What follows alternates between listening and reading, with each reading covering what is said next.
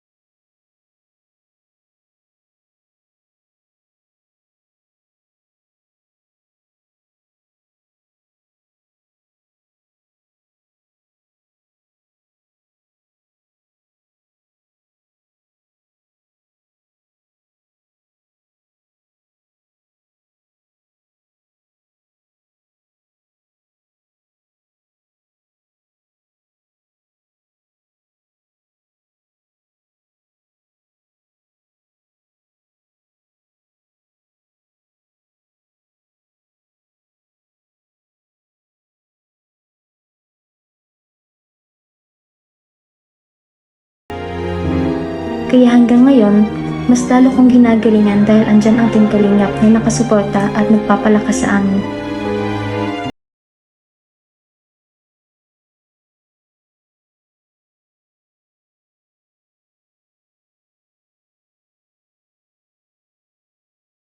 Bridget, kumusta?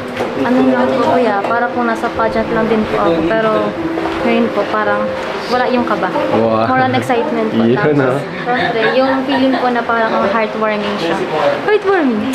Wala siyang pressure kasi imbis na yung overwhelming pressure po, ang palit po niya ngayon is overwhelming gratitude para po sa mga tao na nasa likod po nitong event na po. Especially po sa inyo po sa Team Kalingap kasi kung wala po ang Kalingap, wala po akong gantong shot dito. Kasi po, ayoko po talaga magpa-celebrate sa alam po yun ni Kuya. Ayoko po talaga kasi sayang nga po yung pera.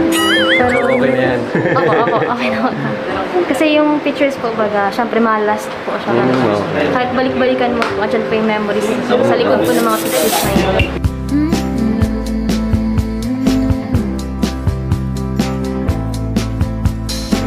Sa lahat po ng mga sponsors ko po, sa mga tumutulong po, marami po yun mga nakakaano nga po kasi mga iba't ibang bansa po, willing po sila mag-support sa akin.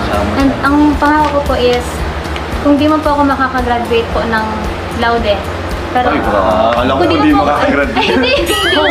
Kung hindi po makagraduate ng Laude, for sure naman po, may academic distinction naman po yan. Pero ngayon po, ang wino-work on ko po talaga is makalaude po ako. Nasa Magna po ako ngayon, pero wino-work on ko po siya na magtuloy-tuloy po siya. Yun, 10 points talaga naman.